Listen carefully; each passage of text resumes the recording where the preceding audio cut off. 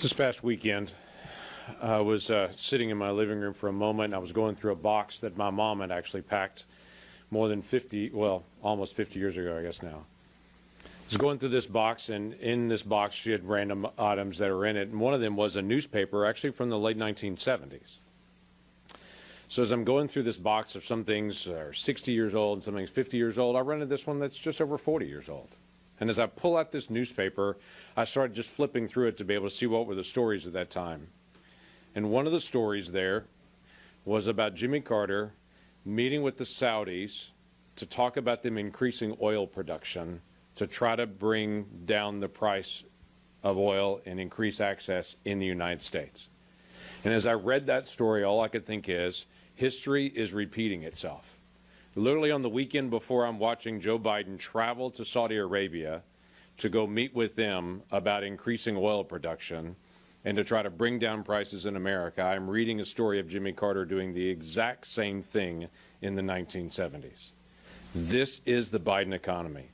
This economy that we have right now of 9.1% inflation is directly tied to the Democrat policies and the things that they have passed in the past year that have dramatically increased the prices on Americans. While they talk about their benevolence, they're going to go help everyone, they're actually pushing prices up on everyone right now, and we continue to deal with energy issues now, just like we did during the Carter administration then.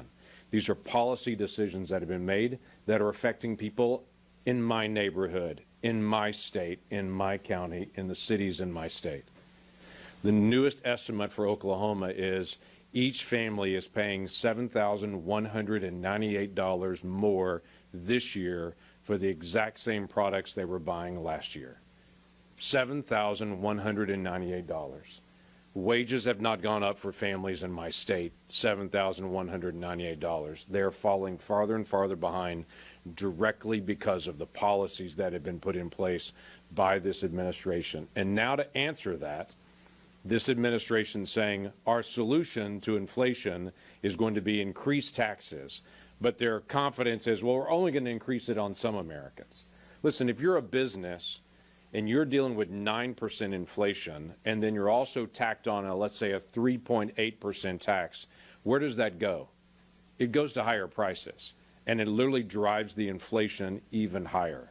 So their quote-unquote solution for inflation of raising taxes is actually going to increase prices once again. They're literally working to make a bad situation worse.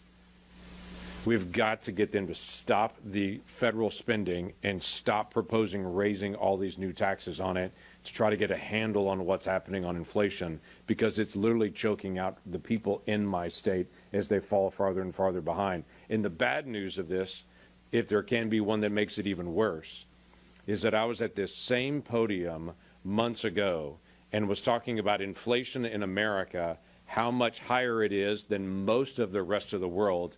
That's not true anymore.